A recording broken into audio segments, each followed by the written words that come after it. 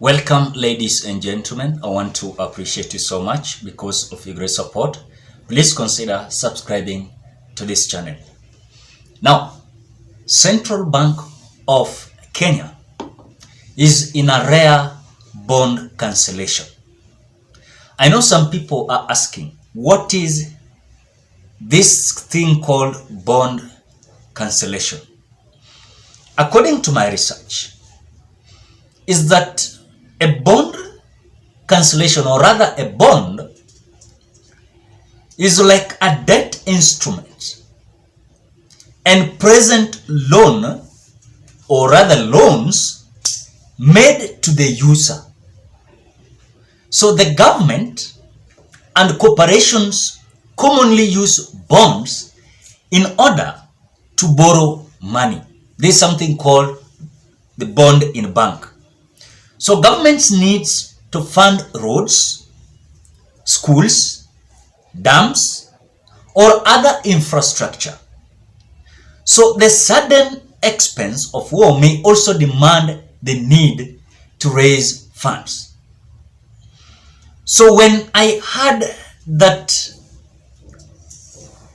the Central Bank of the Republic of Kenya, or rather the Central Bank of Kenya, is in a rare bond cancellation, I asked myself several questions. If truly this is something that is going to happen, then we must be a worried country. Why? Because if the Central Bank of Kenya, CBK, has been forced to cancel the issuance of reopened 15-year bond, whose else closed on Tuesday, deepening the government's recent struggles to raise the debt financing from the local market, then we as a country, we must be worried. Because the poor performance could see the Treasury raise pressure on the Kenya Revenue Authority. Because at the same time, you are requesting for a loan. At the same time, these lenders are not at least verifying a kind of things that you're doing with the money that you borrowed. I mean, it is not their business, yes, to look at the projects that you have come out to install in your country, but also it is important that that day you are going to lend money, you gave your reasons and purposes of lending of that money. So if the lender has come out to realize that you're not doing whatever purpose you are having towards the loan, then it is a big problem. So when you look at the Republic of Kenya, the central bank is in ICU. After the same time, the government is unable to raise taxes.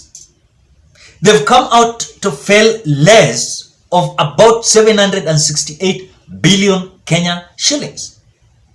So when you look at the tactics and the reasons why this government are feeling pressured, is because the issue of cancelling the bond. And I've come out to explain for you a bond. Not that bond of a court, but a bond of the bank. So to reach a target of ensuring that this central bank bond is not going to be cancelled, they must come out to pressure on the Kenya Revenue Authority, KRA, to beat collection targets or a higher leverage on external financing to close the budget funding gap. Or else this gap, if this gap is not going to be closed, then ladies and gentlemen, William Ruto must pack his things to go, because things is not on a right track.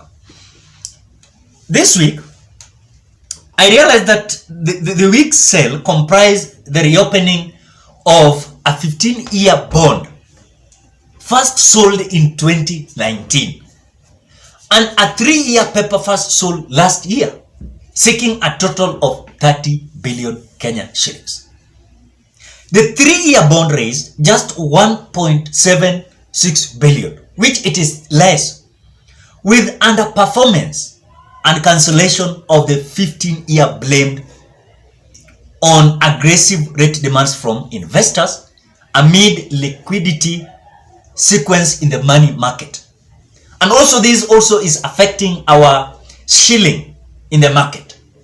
And that is sometimes you can look at the same time the government is panicking towards the falling of a shilling against the dollar or euro or any rates.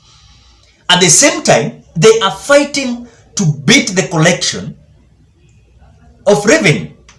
At the same time, the gap is there which they are unable to collect the right expected type of revenue.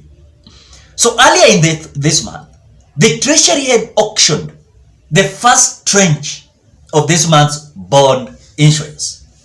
A 10-year reopened a paper targeting of 20 billion. And this they came out raising just 3.6 billion Kenya shillings.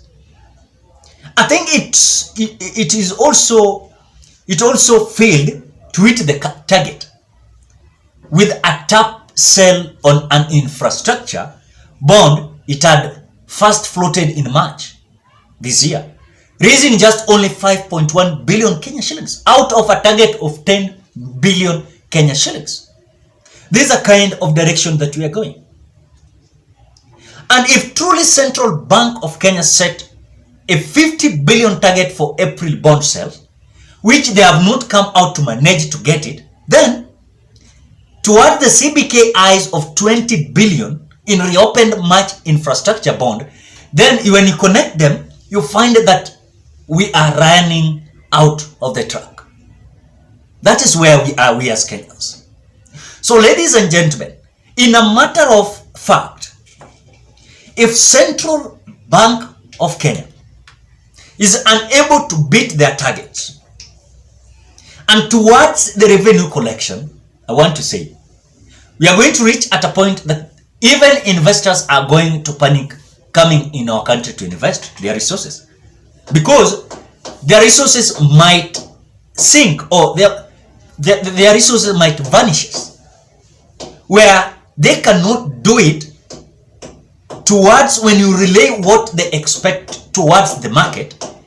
Then you can pick some little a bit of an idea of that our country is in a very high